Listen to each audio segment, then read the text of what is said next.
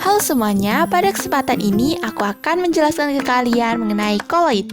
Yuk langsung diskusi sama-sama. Koloid merupakan campuran dari dua zat atau lebih yang tersebar secara merata dengan ukuran partikel yang kecil. Sedangkan sistem koloid adalah bentuk campuran yang keadaannya terletak di antara larutan dan juga suspensi. Nah, lebih jelasnya, koloid dapat diartikan sebagai campuran antara suspensi dengan larutan. Lalu, apa sih itu suspensi dan apa itu larutan? Suspensi adalah campuran zat secara heterogen, sedangkan larutan adalah campuran dua zat secara homogen. Ngomongin tentang koloid, kita tidak akan lepas dari dua komponen ini, yaitu fasa kontinus atau medium dispersi dan fasa diskontinus atau fasa terdispersi. Fasa terdispersi adalah zat yang terdispersikan. Medium terdispersi adalah medium yang digunakan untuk mendispersi. Lalu, apa sih itu dispersi? Secara lebih jelasnya, dispersi merupakan suatu peristiwa penyebaran antara dua fase, yaitu fase terdispersi dengan medium. Dispersi mempunyai sistem yang dibedakan menjadi tiga, dispersi kasar, dispersi halus, dan dispersi koloid. Dari ketiganya, dapat dibedakan antara fase penyebarannya.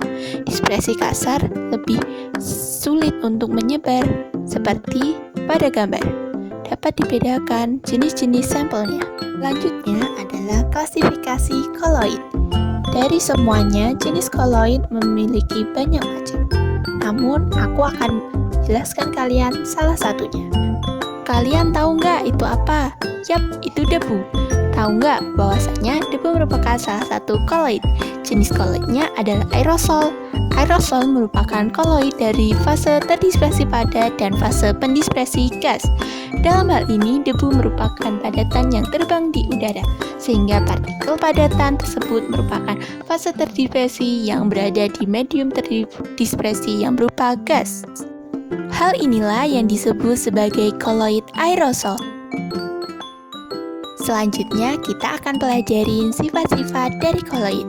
Sifat-sifat koloid ada 8. Yuk kita pelajari sama-sama. Sifat pertama adalah efek Tyndall. Efek Tyndall adalah penghamburan cahaya oleh partikel koloid. Kalian bisa lihat bukan bahwa koloid yang dikenai cahaya akan menghambur. Hal ini disebabkan karena ukuran partikel koloid hampir sama dengan panjang gelombang cahaya. Sifat selanjutnya adalah gerak Brown. Gerak Brown adalah gerakan acak partikel menyerupai zigzag. Gerak Brown membantu menstabilkan partikel koloid sehingga tidak terjadi pemisahan antara partikel terdispersi dan mediumnya. Selanjutnya adalah elektroforesis. Pergerakan partikel koloid dalam medan listrik di mana partikel bermuatan bergerak ke arah elektroda dengan muatan berlawanan disebut elektroforesis. Hal ini menandakan bahwa koloid memiliki muatan listrik. Sifat yang keempat adalah absorpsi. Partikel koloid yang dapat menyerap partikel lain disebut absorpsi, sehingga koloid akan memiliki muatan. Seperti contohnya, sal FeOH3 dalam air bermuatan positif karena mengabsorpsi ion-ion positif di permukaan. Yang kelima adalah koagulasi. Koagulasi adalah peristiwa terjadinya pengendapan pada koloid. Penggumpalan partikel terjadi karena adanya kerusakan stabilitas sistem koloid atau karena penggabungan partikel koloid. Seperti contohnya adalah penggumpalan susu yang basi.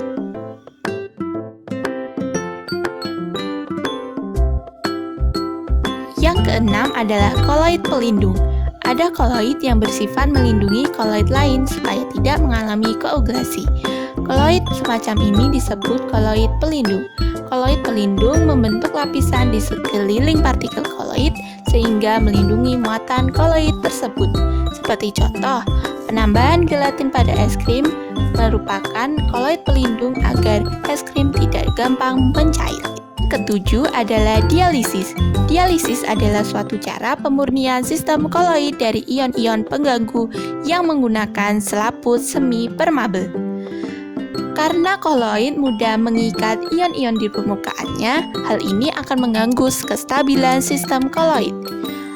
Artinya, dialisis dapat digunakan untuk mencegah kelebihan elektrolit. Yang terakhir adalah koloid liofil dan koloid liofob. Koloid liofil merupakan koloid dengan fase terdispersi suka menarik fase pendispersi.